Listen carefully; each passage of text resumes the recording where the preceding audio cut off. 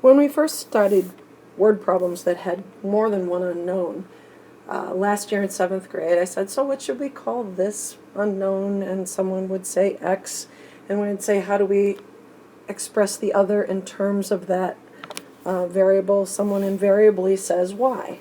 But the problem is, at that point, we didn't know how to solve systems of equations in two variables, and now we do. Although we have other means of solving those, I would like you to focus on this particular method that's an alternative where we use two variables and two equations. So I'm going to begin with the example of in a collection of dimes of 15, dimes and quarters,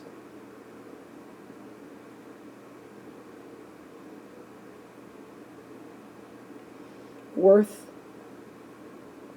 $2.55. How many dimes and how many quarters?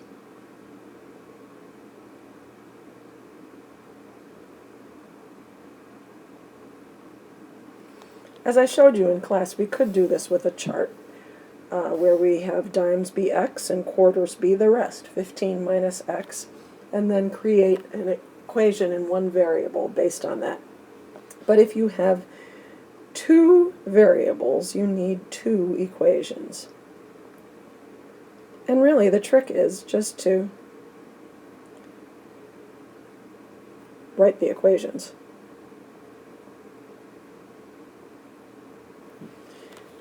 In this situation, as always, we begin by writing down in words what the unknowns are. So I'm going to say dimes and quarters.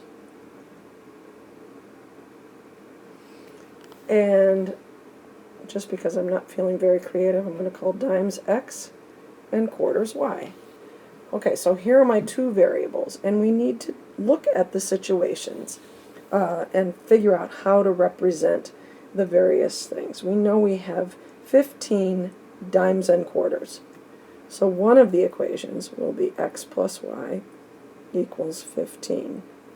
From our previous work, we know that if every dime is worth 10 cents, then 10 cents for every dime plus 25 cents for every quarter has got to add up to the total amount. And because we're not expressing those with decimal points, we can't express this with a decimal point either. When I use substitution to solve, I can find out that y, or quarters, is equal to 15 minus x, just like we always used to do. If I called dimes x, then the rest will be the total minus that. And it's just based on this same algebraic idea of solving for one of the variables.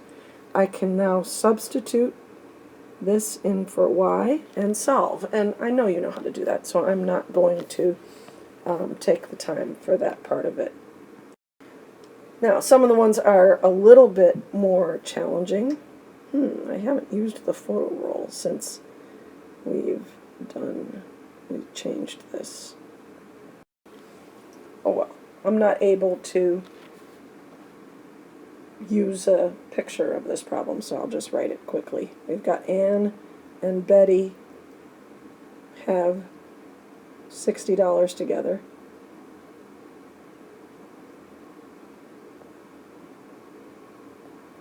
And Anne has $9 more than twice Betty.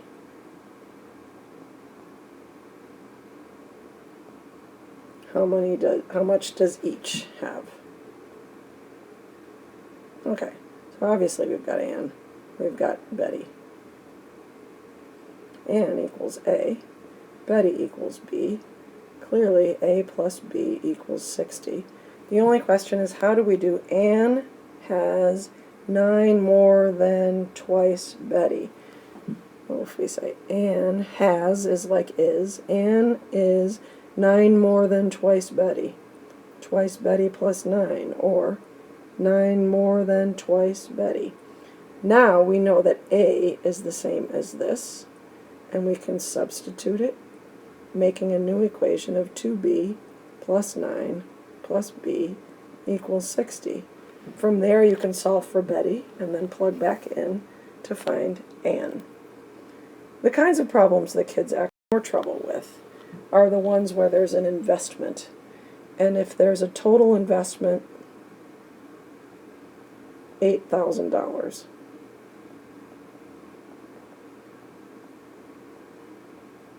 And that's in stocks and bonds.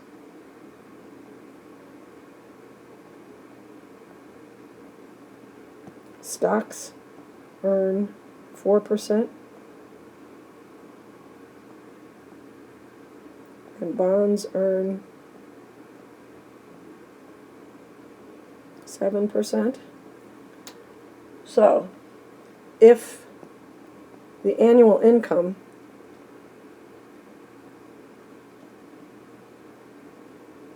is $500, how much of each?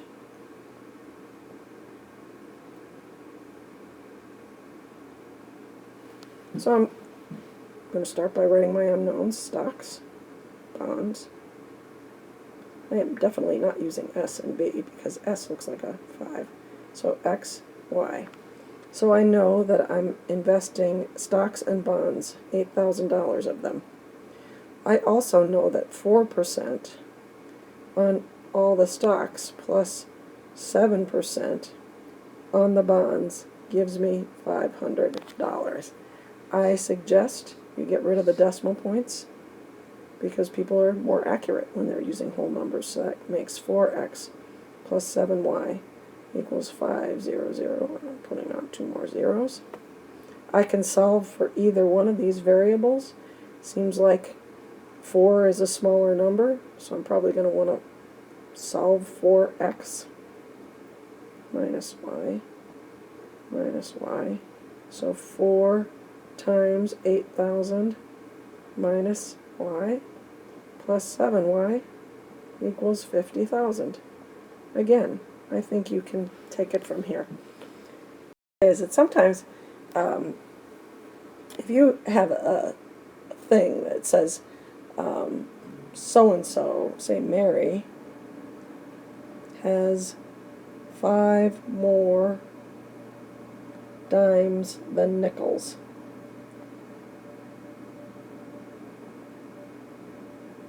Just be careful. You're going to talk about dimes and nickels being D and Q. So if Mary has 5 more dimes than nickels, clearly dimes is more than nickels. So if I start with nickels, I have to add 5 to get to the dimes. If I start with dimes, I have to subtract 5 to get to the nickels. And the other way you could think about it is that she has more dimes than nickels. So dimes minus nickels would give you 5. So any of these three would work to explain this. You just have to make sure it makes sense to you.